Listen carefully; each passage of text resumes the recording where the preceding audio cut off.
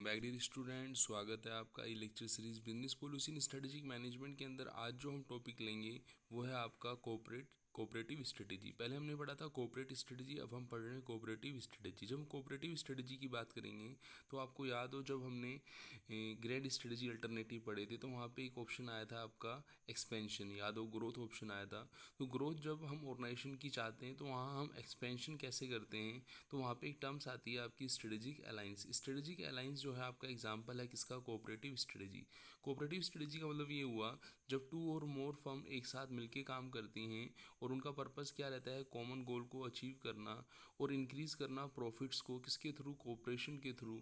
और यहाँ पे हम ये देखें कि वो कंपटीशन को क्या करते हैं, वो लोग कम करते हैं। तो ये जो आपका कोऑपरेटिव स्ट्रेटेजी है वो आपको हेल्प करती है किसके अंदर, एक्सपेंशन के अंदर हेल्प करती है। इस एक्सपेंशन जब हम करते हैं तो हमें एक मोड जो है एक्सपेंशन का, एक्सपेंशन थ्रू स्ट्रेटेजिक अलाइंस जो है उसको समझना होगा। तो पहले हम समझते हैं कि कोऑपरेटिव स्ट्रेटेजी है क्या और कोऑपरेटिव स्ट्रेटेजी के अंदर स्ट्रेटेजिक अलाइंस क्या होगा, उसे हम डिस्कस करेंगे। It refer to a planning strategy in which two और more firm work together in order to achieve common objective. जैसा कि हम एग्जांपल लें, कुछ टाइम पहले आप देखें हीरो और होंडा साथ में वर्क करती थी। जैसे हीरो की जो बाइक इस समय आ रही है वो तो हीरो मोटो कॉरपोरेशन की है, लेकिन पहले वो जापान की कंपनी होंडा के साथ मिलकर प्रोडक्शन करती थी। तो वो उनका क्या था, कोऑपरेटिव स्ट्रेटेजी के अंदर क्या था, बोलो उनका स्ट्रेटेजिक अलायंस था। तो यहाँ पे हम ये देखें, it refer to the planning strategy in which two or more firms work together in order to achieve common objective. Several companies apply cooperative strategy to increase their profit through cooperation with other company. अब हम देखें कि खाली hero Honda का ही example नहीं है, यहाँ पे और भी कंपनी हैं। जैसे आप पेप्सी देखें, पिज़्ज़ा हट देखें, तो यहाँ पे भी वो कोऑपरेटिव स्ट्रेटजी के थ्रू अपने प्रोडक्ट्स को क्या करती हैं, सेल करती हैं। तो इनका पर्पस क्या रहता है, a cooperative strategy gives company advantage specially to companies that lack of competitiveness and know how and resources. कि जब हम कोऑपरेटिव स्ट्रेटजी के अंदर होते हैं तो हम रिलेशनशिप तो रखते ही हैं कंपनी की दूसरे के साथ साथ, इसके साथ साथ हम ये देखें हम शेयर भी करते हैं किसका, नॉलेज का, रिसोर्सेज का, जो हमें उससे बेनिफिट होते हैं। तो इससे जो कंपनी, ये जो स्ट्रेटजी है, this strategy gives to the company the possibility to fulfil the lack of competitiveness.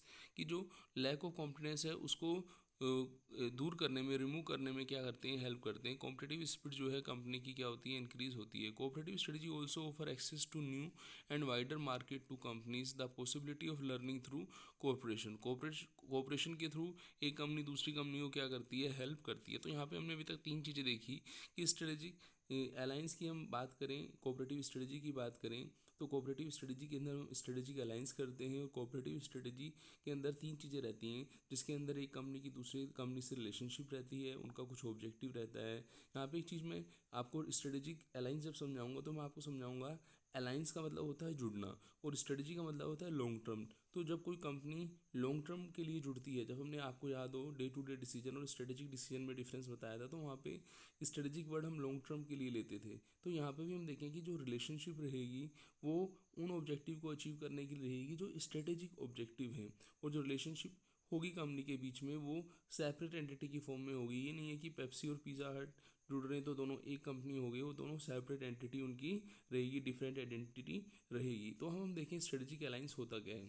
Strategic alliance the main way to apply cooperative strategy through strategic alliance in which firm use their resources knowledge to create competitive advantage. तो strategic alliance आपको help करता है अपने competitive advantage को क्या करने में, increase करने में हेल्प करता है। जैसा कि हम देखें कि जो एडवांटेज है स्ट्रेटजिक अलायंस के, तो उसमें पहला एडवांटेज आता है आपका पॉलिटिकल। जैसा कि हम देखें कि बहुत सारे बैरियर होते हैं पॉलिटिकल एनवायरनमेंट के अंदर। हमने देखा था कि कंपनी दूसरी कंपनी के साथ जुड़ रही है तो फॉरेन मार्केट के अंदर एंट्री के बैरियर होते हैं, पॉलिटिकल इन्फ्लुएंसेस होते हैं। तो स्ट्रेटजिक अलायंस के थ्रू ये बैरियर जो है दूसरी कंपनी पूरे कर देती है, तो एक कंपनी को क्या मिलता है, हेल्प मिलता है। फिर हम बात करते हैं ऑर्गेनाइजेशन की, हम बात करें तो एक कंपनी के resources, skill, capability, production capability, distribution system, supply chain दूसरी कंपनी क्या करती है उसको यूज़ करती है, तो वो ऑर्गेनाइजेशन में भी हेल्प करता है। फिर आता है स्ट्रेटेजिक। जैसा कि मैंने आपको थोड़ी देर पहले बताया था, डे टू डे और स्ट्रेटेजिक में डिफरेंस यही होता है कि डे टू डे आपको ऑब्जेक्टिव अचीव करने में हेल्प करेंगे और जो स्ट्रेटेजिक अलायंस है वो स्ट्रेटेजिक ऑब्जेक्टिव को अचीव करने में क्या करेंगे, हेल्प करेंगे। वो इकोनॉमिक्स स्केल का बेनिफिट देंगे आपको, नॉलेज, स्किल्स, प्रॉफिट्स बेनिफिट्स को शेयर करने में क्या करेंगे, हेल्प करेंगे। तो यहाँ पे हम ये देखते हैं कि कौन कौन से टाइप हैं जो स्ट्रेटेजिक अलायंस के अंदर आते हैं। There are 3 type of strategic alliance. तो हम देखें तो पहला आता है आपका जॉइंट वेंचर। जॉइंट वेंचर का मतलब क्या होता है, जब दो कंपनी आपस में जुड़ती हैं, या जैसे आप देखें यहाँ पे एग्जांपल भी है, an example of joint venture in the case of Facebook and Skype in 2011। तो जब एक कंपनी दूसरी कंपनी से जुड़ रही है, स्काइप जो है फेसबुक से जुड़ रही है, तो कहीं ना कहीं हम ये देखें कि दोनों कंपनी इंडिपेंडेंट है न्यू कंपनी रिसोर्सेज कैपेबिलिटीज़ में। एक कंपनी दूसरी कंपनी से इंडिपेंडेंट है, पर वो उसको हेल्प कर रही है, जो इकोनॉमिक बेनिफिट है वो हेल्प कर रहे हैं दोनों को आगे बढ़ने के लिए, ग्रोथ करने के लिए। तो ये जॉइंट वेंचर्स का एग्जांपल आता है। फिर आता है इक्विटी स्ट्रेटेजिक अलायंस। जैसा कि नेम से क्लियर है, जब आप स्ट्रेटेजिक अलायंस करें और उसके अंदर आप किसको इंक्लूड करें, बोलो कैपिटल को इंक्लूड करें। जैसे हम इक्विटी की बात करते हैं, हम डेट्स की बात करते हैं, डेट्स इक्विटी की बात करते हैं।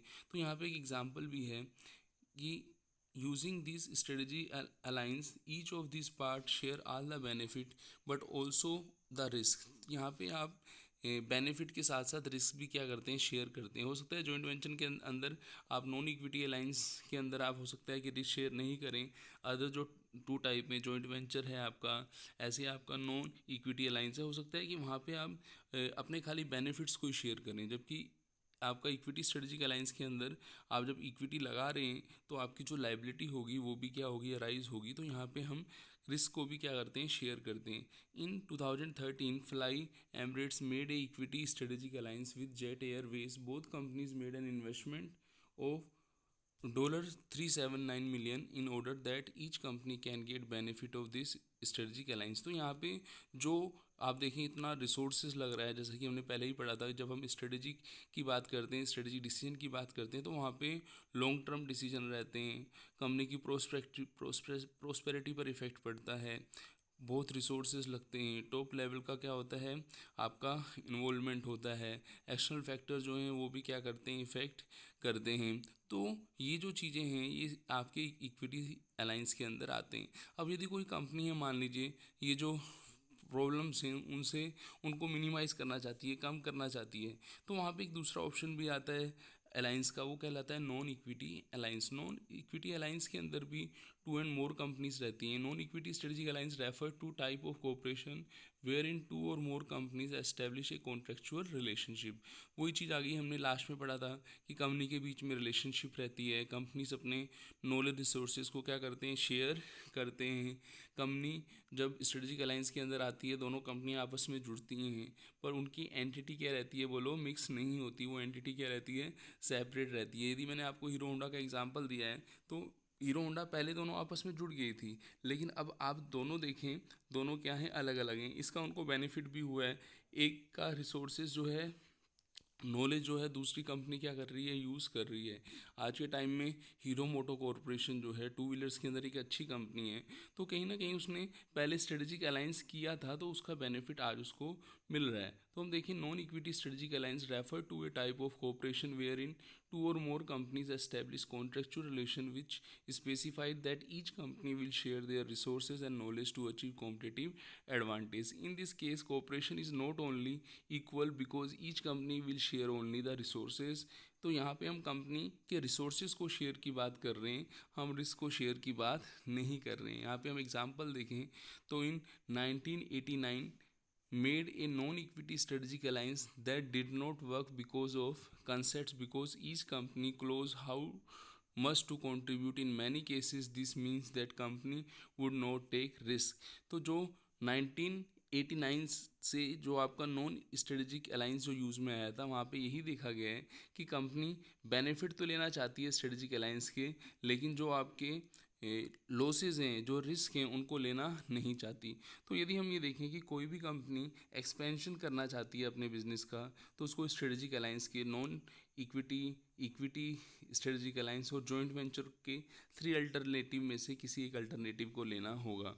और ये स्ट्रेटेजिक अलायंस हम पढ़ते किसके अंदर हैं, बोलो कोऑपरेटिव स्ट्रेटजी। तो दोनों में डिफरेंस है। कोऑपरेटिव स्ट्रेटजी भी जो हमने पढ़ी थी, वहाँ पे कोऑपरेट लेवल की हम बात कर रहे थे, यहाँ हम डिसीजन वो ले रहे हैं जो हमारे किसी एक्सटर्नल कंपनी के साथ कंपनी को आगे चलाने के हम डिसीजन ले रहे हैं। तो वो कोऑपरेटिव जो रिलेशनशिप की बात कर रहे हैं, स्ट्रेटेजिक ऑब्जेक्टिव को अचीव करने की बात कर रहे हैं, ताकि हम बेनिफिट्स को अचीव कर सकें, वो किसके अंदर मिलेंगे? हमें कोऑपरेटिव स्ट्रेटजी के अंदर मिलेंगे। तो मिलते हैं नेक्स्ट लेक्चर में। थैंक्स।